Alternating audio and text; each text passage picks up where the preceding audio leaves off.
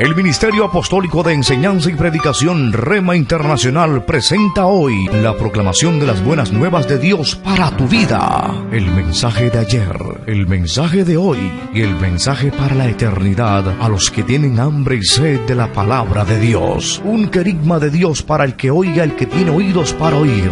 Escuche el dabar del Eterno a las naciones. Ahora es el tiempo para recibir el rema del Espíritu Santo a tu espíritu.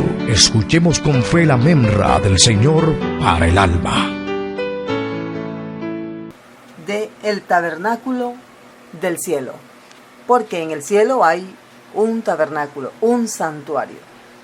Y vamos a hablar acerca de este tema porque hace parte de todos los eventos que se van a desarrollar en el tiempo de la gran tribulación y en el tema que estamos desarrollando ya desde hace algún tiempo, hablando acerca de los eventos que van a suceder en el tiempo final a la luz de la palabra de Dios y exactamente el libro del Apocalipsis, que es nuestra base de estudio y meditación.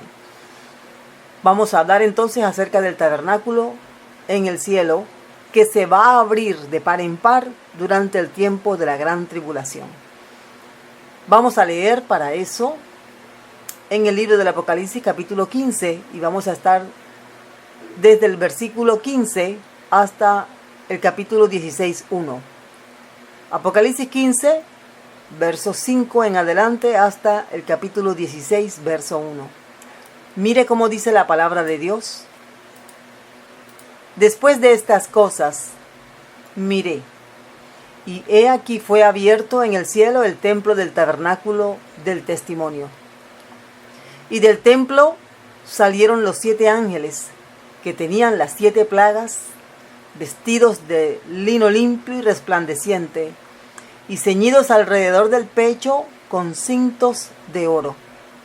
Y uno de los 4 seres vivientes dio a los 7 ángeles 7 copas de oro, llenas de la ira de Dios, que vive por los siglos de los siglos. Y el templo se llenó de humo por la gloria de Dios y por su poder, y nadie podía entrar en el templo hasta que se hubiesen cumplido las 7 plagas de los 7 ángeles. Oí una gran voz que decía desde el templo a los 7 ángeles: id y derramad sobre la tierra las 7 copas de la ira de Dios. Necesitamos orar. Padre, gracias te damos. Gracias te damos, Rey Eterno, por esta oportunidad que nos das de meditar en tu palabra, Señor. Gracias, Señor, porque tú estás en medio de tu pueblo, enseñando, guiando. Gracias te damos, Señor.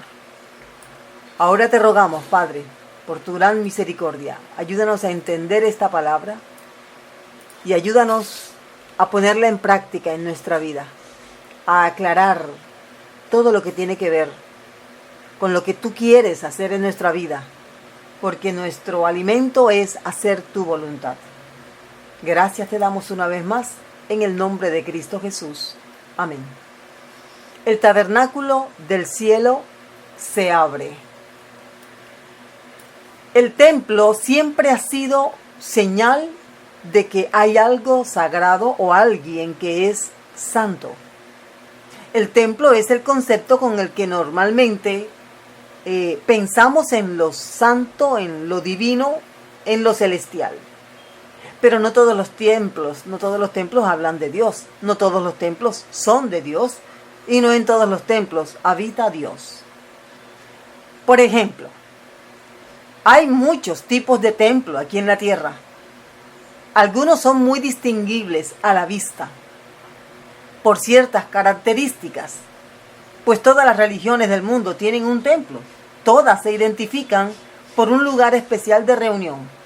Incluso hay competencias de cuál es el templo más bonito, cuál es el templo más grande, el más insigne de su religión.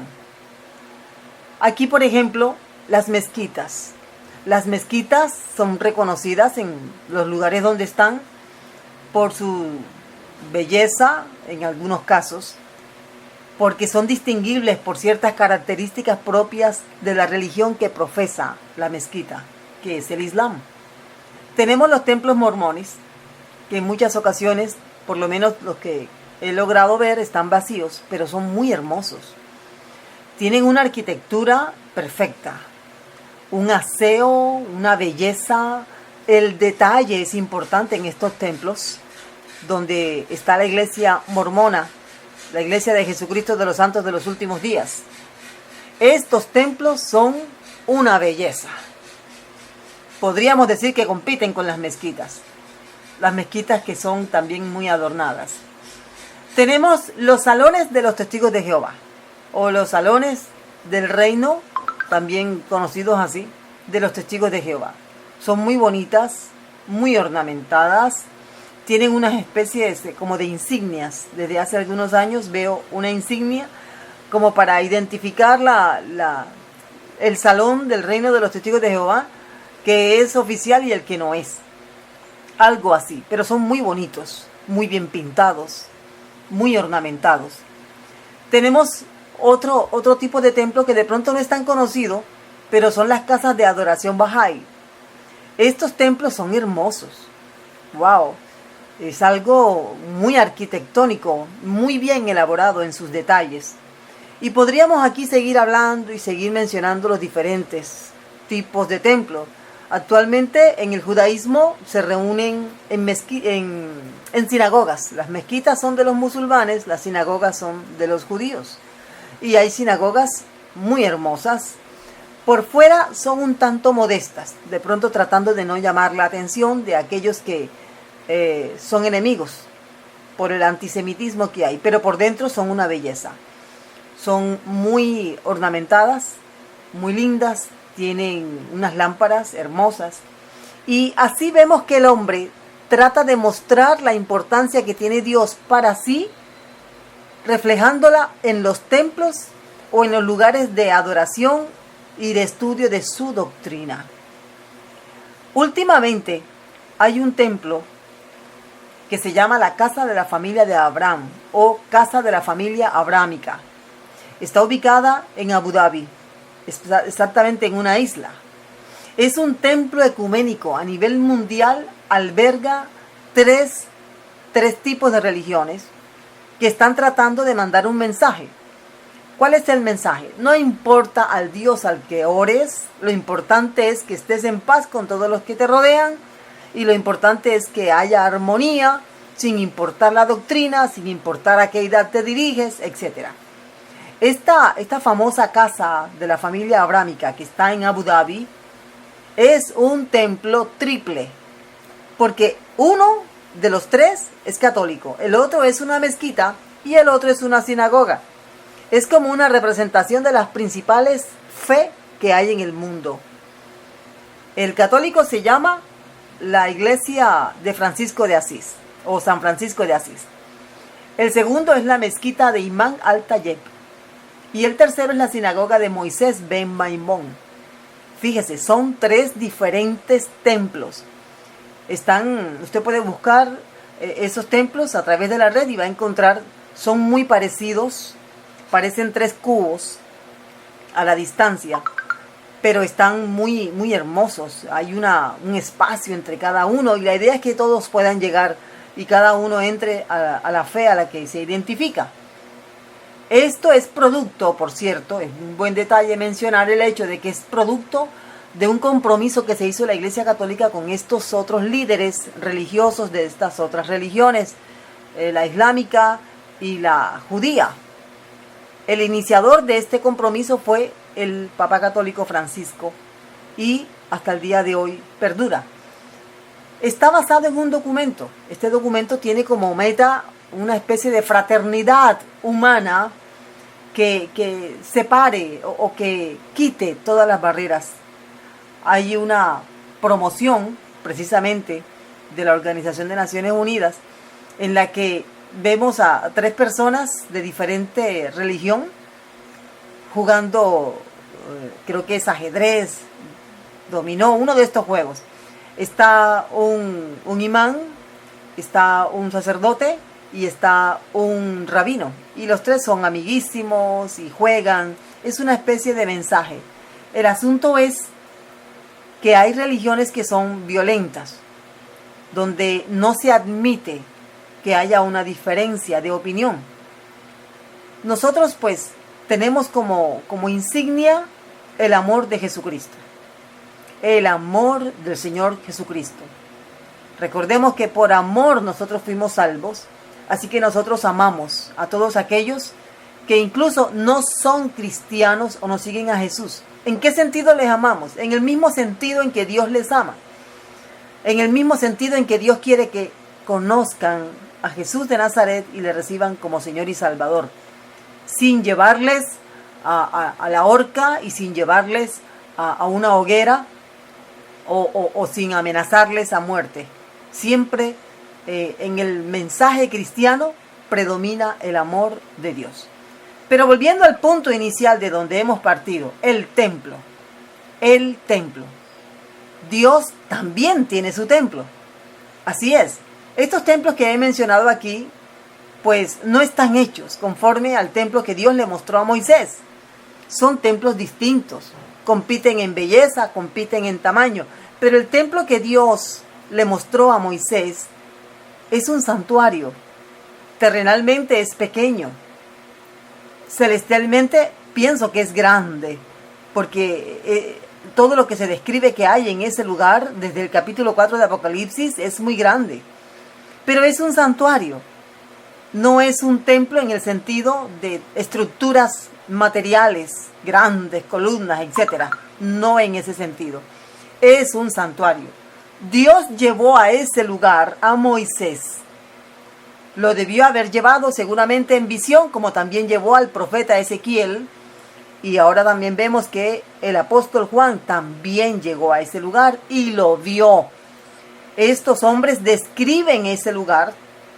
Tal vez el más cercano fue Moisés, el profeta y pastor Moisés, porque él tenía que hacer una réplica aquí en la tierra de ese templo que ahora estaba viendo Juan y que un día usted y yo veremos de frente. Allí veremos al Señor, estaremos allí delante de nuestro Dios. Pero es un acto de fe que por medio de la palabra de Dios sabemos que va a suceder. Entonces, ese templo, dice aquí el texto bíblico, ese templo que está en el cielo, ese santuario donde Dios está, dice la Biblia que fue abierto. Recuerde que estos son eventos que no han sucedido. Por lo tanto debemos decir, este templo se abrirá en el cielo, se va a abrir en el cielo. Y del tabernáculo, o del santuario donde está el Señor en su trono, saldrán 7 ángeles que van a recibir 7 copas. Cada ángel va a recibir una copa y cada ángel recibirá en su momento la orden de derramar esa copa sobre la tierra. Eso es lo que se nos está enseñando aquí en Apocalipsis capítulo 15, verso 5 en adelante. Pero miremos entonces cuáles son las características únicas de este templo que está en el cielo, de este santuario que está en el cielo. En primer lugar, este santuario, este templo de Dios está en el cielo, no en la tierra. De pronto usted dirá, pero ya el pasaje lo dice, pero es bueno aclararlo. Es bueno saber que este templo no está en la tierra, está en el cielo.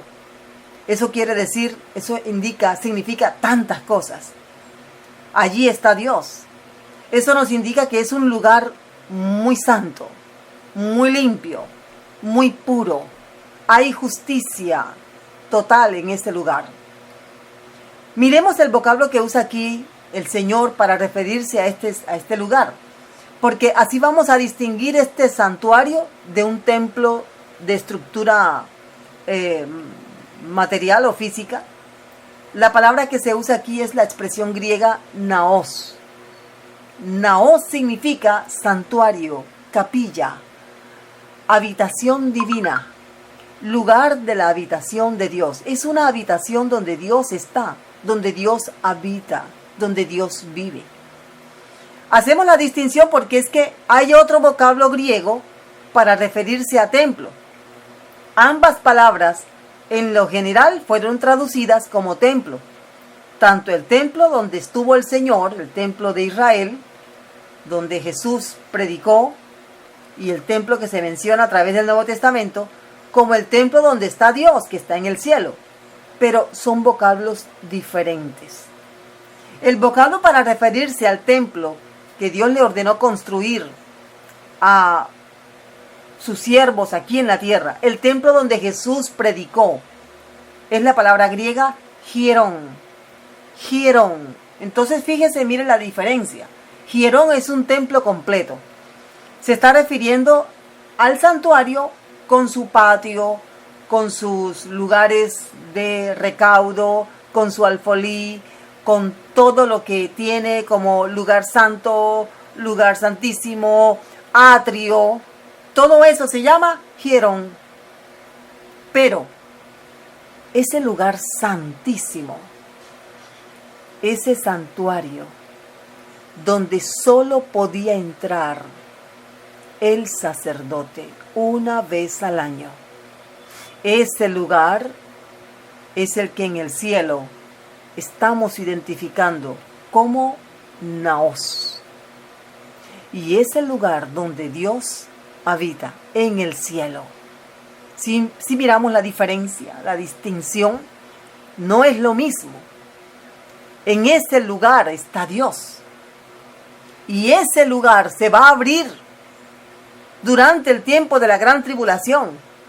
Hay una indicación especial aquí que dice de que está cerrado, pero se va a abrir porque van a salir de allí ángeles con la orden de parte de Dios de derramar juicios sobre la tierra. Entonces, se va a abrir precisamente porque hay un tiempo especial, pero en este caso, durante la gran tribulación, es un tiempo de juicio. Dios nos ayude a no ver ese templo abierto desde la tierra, sino que estemos en el cielo viendo cómo Dios ejecuta todo lo que tiene que hacer durante la gran tribulación que el Señor Jesucristo anunció a sus discípulos. Entonces, el templo de Dios está en el cielo. El cielo es un lugar donde está el templo o el santuario de Dios. A ese lugar fue llevado el apóstol Juan, el profeta Ezequiel. También fue llevado el pastor y profeta Moisés. De ese templo, Moisés hizo una réplica para que Dios, viviera entre su pueblo. El asunto es que eso fue difícil, no imposible, pero muy difícil. ¿Por qué? Porque ese lugar es muy santo, muy puro, debería estar apartado, pues en este mundo abunda el pecado. Y el Señor Jesucristo todavía no había muerto en la cruz para derramar su sangre por nosotros y santificarnos. Así que fue como una tarea casi difícil, digamos casi imposible, que Dios habitara en medio de su pueblo y pudiera satisfacer todas las necesidades que su pueblo tenía. Sin embargo, Dios logró hacerlo de manera muy restringida. Fue algo difícil, pero Dios lo hizo posible. Ese lugar es el que se va a abrir durante la gran tribulación. Ahora, nuestro segundo punto nos indica que en el templo del cielo hay ángeles. Así es. En el templo, en el santuario del cielo, que ya sabemos es el lugar donde Dios habita y está en el cielo, allí hay ángeles. Mire cómo están vestidos los ángeles que se describen en ese lugar. Dice, salieron los 7 ángeles que tenían las 7 copas, las 7 plagas. Creo que hay algo importante al tratar de detallar cómo están vestidos los ángeles que salen del santuario. No son ángeles que están vestidos de cualquier forma. Hay cierta etiqueta, llamémosle así, cierto protocolo en ese lugar. Vestidos de lino limpio, resplandeciente, ceñidos alrededor del pecho con cintos de oro. Esto me está indicando algo. El templo de Dios es un lugar limpio, un lugar puro, un lugar santo, un lugar ordenado. Sí, Señor. Si hablamos de todo lo contrario a esto, hablaríamos entonces de inmundicia, suciedad, desorden, gritería. Es un lugar completamente opuesto a lo que es realmente el cielo o el trono de Dios, que está en este lugar que es el santuario de Dios. Hay especial atención en esto. Podemos recordar también cómo se vestían los levitas y los sacerdotes, cómo los vistió Dios. Estaban vestidos de blanco, completamente de blanco, lino, una tela muy difícil de hacer en ese entonces, pero esa era la vestimenta que Dios les exigía a ellos, y tenían un turbante azul. Tenían además una especie de gorro, la mitra, que les identificaba como sacerdotes del Dios Altísimo. Y si miramos la vestimenta del sumo sacerdote, una maravilla, algo elaborado muy tiernamente, muy detalladamente, cosido con hilo de oro, piedras preciosas en el pectoral, todo muy bien elaborado, obra de maestro. Entonces, Dios quiere lo mejor para él. Dios quiere lo más estricto, lo más santo, lo más limpio, lo mejor elaborado para él. Sin embargo, estamos en un tiempo distinto, donde el Señor ya no está exigiendo que nos vistamos de cierta manera, sino que mantengamos una actitud santa, pura y justa delante de Dios. En algunos templos es bueno, yo creo que es muy bueno, que la gente se esmere en vestirse bien para ir al culto, para ir al servicio. Es bueno ponerse los mejores zapatos, el mejor vestido, pero creo que aquí lo que Dios quiere resaltar es la santidad, la pureza, la justicia. Es lo que Dios quiere resaltar.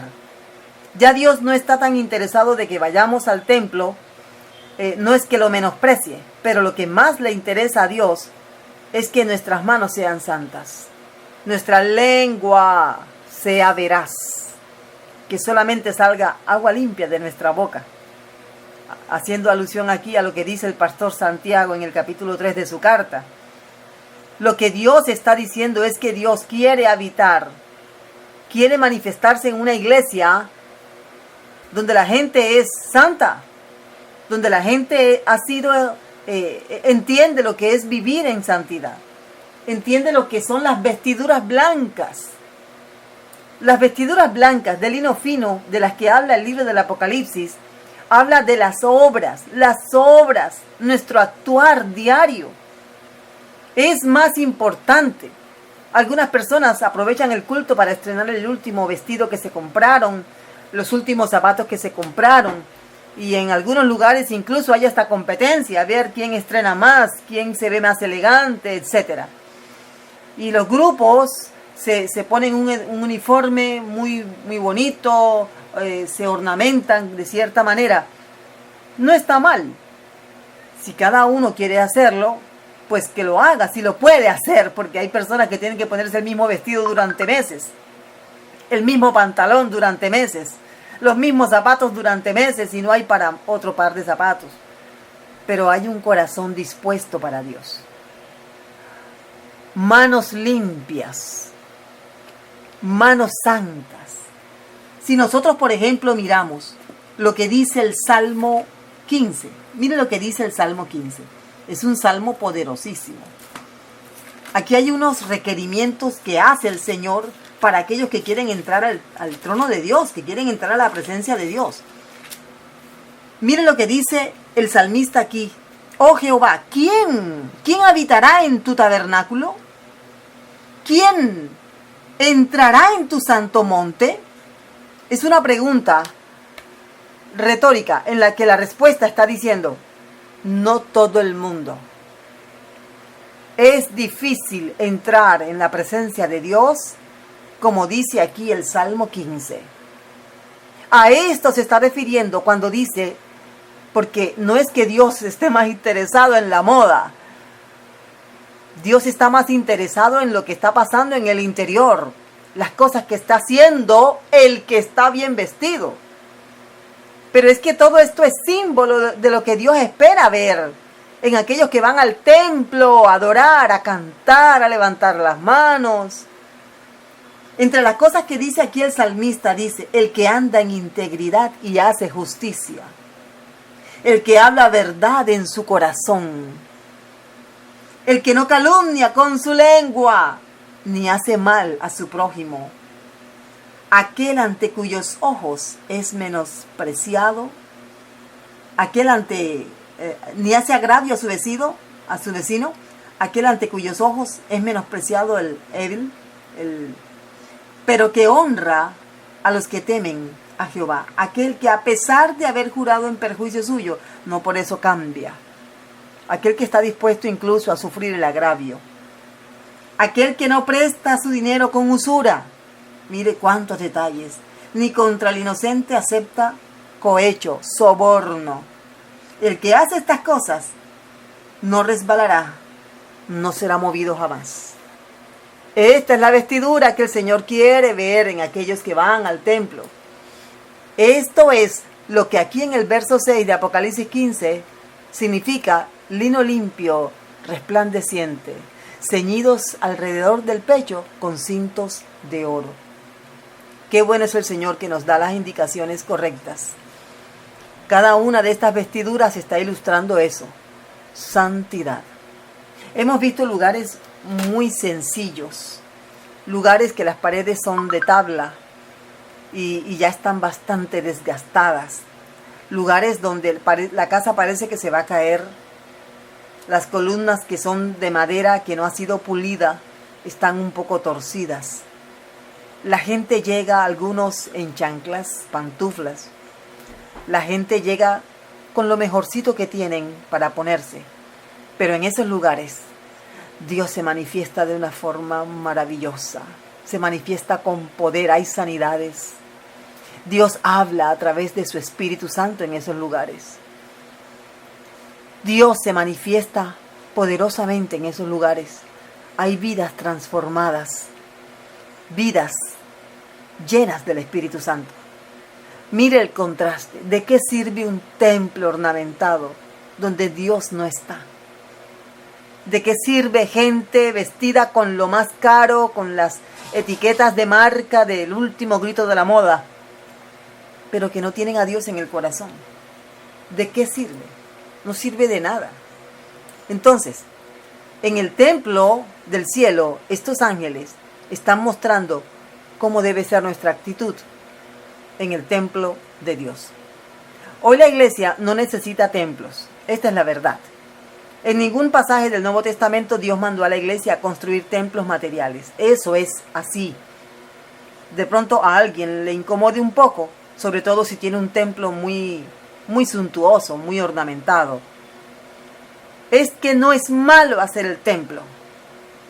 Si le quieres poner toda la calidad al templo, como un consiervo acá en la ciudad, que la gente le decía, hagamos templo, pero la pastora decía, hagan el templo si quieren hacerlo ustedes, yo me dedico a predicar. Hasta que Dios escuchó su oración y llegó un ingeniero con los recursos y le dijo, pastora, permítame hacer el templo de esta iglesia, yo sé hacerlo y yo pongo los recursos. Y la pastora le dijo, ¿usted quiere hacer el templo? Hágalo, pero yo me dedico a predicar, porque a mí Dios me llamó a predicar. ¿Quiere hacer el templo? Hágalo. Eso sí, ríndame informes.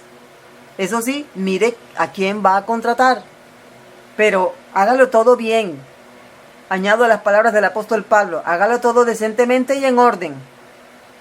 Hoy tienen un templo hermoso. Es un templo grande, yo creo que es el más grande de la ciudad. Tiene tapete rojo, tiene un sonido espectacular, el techo es altísimo.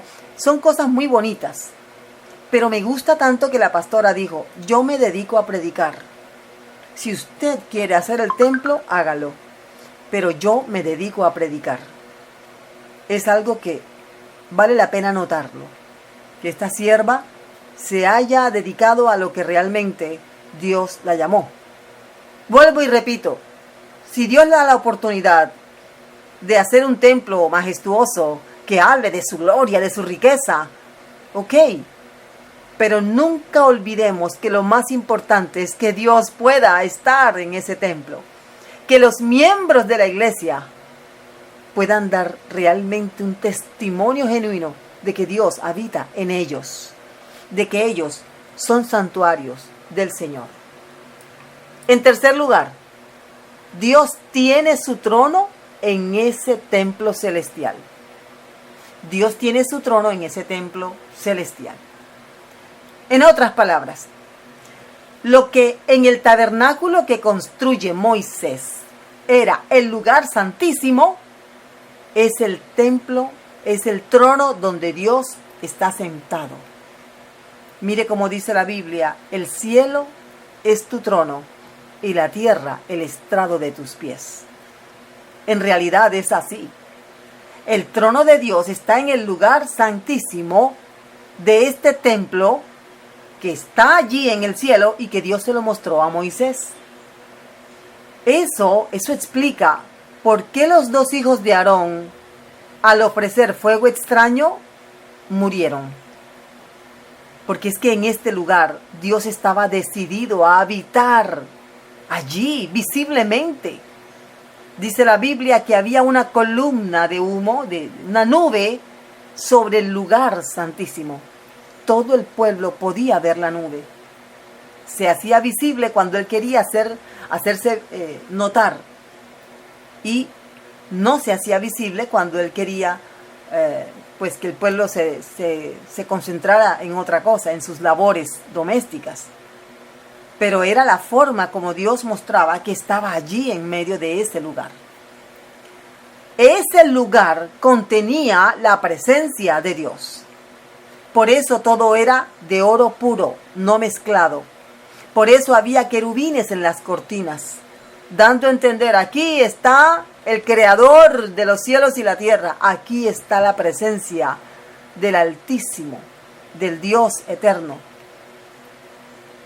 Hay una cuestión que debemos mencionar. La Biblia nos dice que hubo un problema en el pueblo de Israel. Dios no tiene problemas. El problema era que en el pueblo de Israel habían pecado. Es que Dios no puede cohabitar donde hay pecado.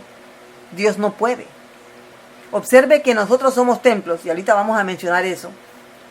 Y nosotros tenemos que ser, a pesar de ser personas que vivimos en un cuerpo que es corruptible, nuestro cuerpo está envejeciendo, etc. Dios quiere habitar en nosotros. Pero el pecado impide que Dios habite y se manifieste a través de nosotros. Eso fue lo que pasó en Israel. Hay un pasaje aquí que me gustaría leerlo, porque en realidad ellos tuvieron un problema serio. Si ellos querían tener la presencia de Dios morando entre ellos, ellos tenían que todos ser santos, porque el tabernáculo que Dios le ordenó construir a Moisés estaba en toda la mitad. Había 3 familias al norte, 3 familias al sur, 3 familias, eran 4, norte, sur, este, oeste. Todos estaban alrededor del tabernáculo. El tabernáculo estaba en la mitad. Dios morando en el centro de su pueblo. Ese es el mensaje del profeta Sofonías. Dios allí habitando en la mitad, en el centro de su pueblo, siendo el centro y motivo de la adoración de su pueblo. El pueblo pecó. Y mire lo que le dijo Dios a Moisés. Anda, sube de aquí, tú y el pueblo que sacaste de la tierra de Egipto. El Señor estaba molesto, porque no habla de mi pueblo, sino tu pueblo, el que sacaste de Egipto, a la tierra de la cual juré a Abraham, Isaac y Jacob, diciendo a tu descendencia, la daré. Yo enviaré delante de ti el ángel, y echaré fuera al cananeo, al amorreo, al eteo, al fereceo, al heveo y al jebuseo, a la tierra que fluye leche y miel. Pero yo no subiré en medio de ti. Qué terrible noticia para Israel, sobre todo para Moisés.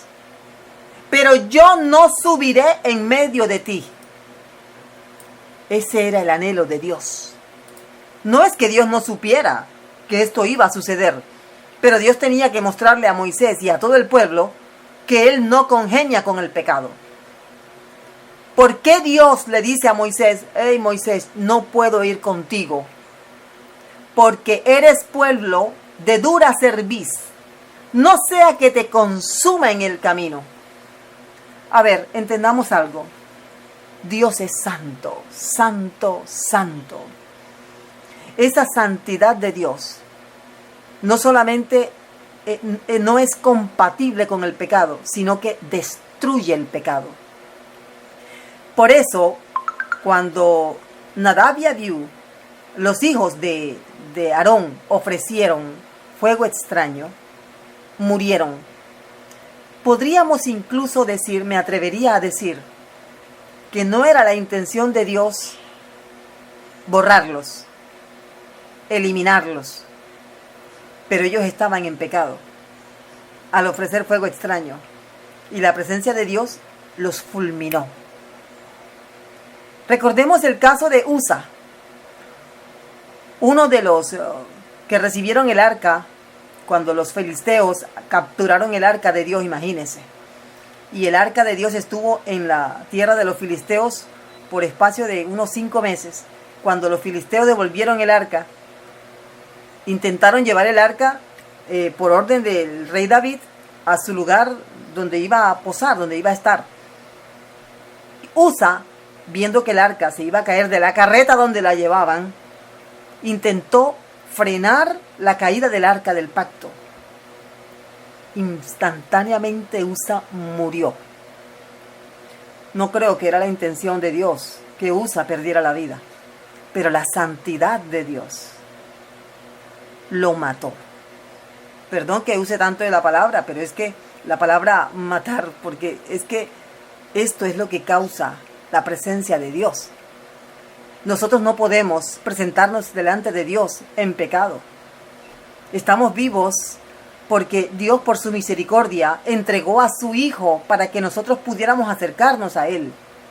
Cuando dice el autor de la carta a los Hebreos: entrad confiadamente a su trono de la gracia, al trono de la gracia. ¿Sabe qué está diciendo? Entren con confianza al trono, no van a morir por entrar. Entramos cuando oramos a Dios, nos postramos delante de Dios, estamos delante de Él, como Moisés entraba. El asunto es que no morimos. ¿Por qué no?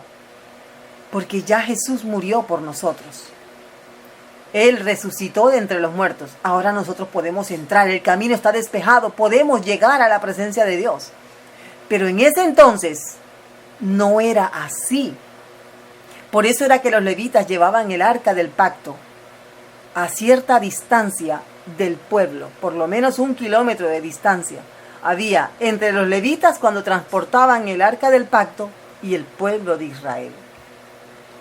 A esto Moisés le dice: oh Señor, no nos moveremos si tú no me garantizas que vas con nosotros. A pesar del peligro, a pesar del riesgo de que la presencia santa, pura y justa de Dios eliminara a aquellos que estaban en pecado. No sea que te consuma en el camino. Este es uno de los pasajes más atemorizantes en el antiguo pacto con respecto a la presencia de Dios. Ahora pensemos por un momento todas aquellas personas que están sirviéndole al Señor, viviendo para el Señor, que se consideran cristianos, pero están llevando una doble vida. ¡Qué peligro! ¿Qué riesgo están tomando? Congeniar con el mundo, practicar el pecado y después ir y pararse en el púlpito a predicar como si nada hubiera pasado. Muchos han perdido la vida. Hay testimonios de eso. Pero no siempre pasa así. Creo que es que Dios es muy misericordioso. Porque Él es muy santo. Él es muy santo. Concluimos Dice el Señor, ¿ustedes no saben que ustedes son templo de Dios? ¿Y que el Espíritu de Dios mora en vosotros? Hoy es tiempo que entendamos que no solamente es bueno ser templos de Dios, sino que debemos vivir en santidad. Mucha gente está enferma porque han participado de la cena del Señor sin estar a cuentas con el Señor. Dice el Señor Jesucristo, somos templo, hemos sido comprados, Él habita en nosotros. ¿Cómo es posible que digas mentiras, que estés en fornicación, que estés en adulterio y así vas y predicas? ¿Cómo es posible que te sientas y te consideres un templo de Dios? Mucho cuidado, mire lo que le pasó a los hijos de Aarón, lo que le pasó a Usa, lo que le pasó a Usías, lo que le pasó a María y a otros más.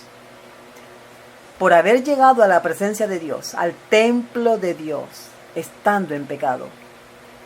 Dios no puede convivir, cohabitar con el pecado. No quiere y no puede. Vamos a orar. Padre, gracias te damos. Gracias te damos, Señor, porque el Señor Jesucristo, nuestro Salvador, precisamente a ese santuario fue a donde Él llevó de su sangre. Y esa sangre reposa allí como un testimonio de que hemos sido salvos si creemos y le confesamos con nuestra boca a nuestro amado Jesús de Nazaret. Gracias por hacernos partícipes de esa salvación. Gracias por darnos la esperanza de estar en ese templo, en ese santuario que está en el cielo. Gracias. Gracias por esa esperanza. Padre, dale la esperanza a todos aquellos que están escuchando. Si tú no tienes esa certeza, dile a Jesús, Jesús de Nazaret, hoy te recibo como mi Señor. Haz de mi vida el templo donde tú habites. Yo quiero ser columna en ese templo santo. Yo quiero habitar por siempre en ese templo. Porque tú has prometido que a todos aquellos les has prometido habitar en ese templo por siempre. Al que venciere yo le haré columna en el templo de mi Dios y nunca más saldrá de allí. Yo quiero habitar en ese templo por siempre, Señor. Dile así. Haz de mi vida tu templo, tu santuario. Llénala con tu presencia. Así como llenaste de tu presencia, de tu Shekinah, el templo que construyó Salomón. Yo estoy dispuesto a vivir en esa santidad que tú demandas para vivir aquí en mi vida. Gracias te doy. Perdona mis pecados.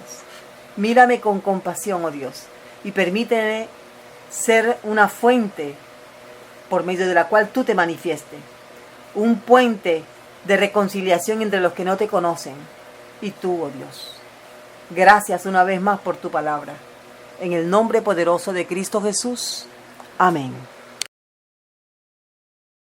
El Ministerio Apostólico Rema Internacional pone a disposición esta predicación. Ofrecemos ministración a simposios, seminarios, campañas evangelísticas, educación globalizada sana y de carácter interdenominacional. Escríbanos a ministerioremainternacional@gmail.com o llámenos al celular 316-270-7181.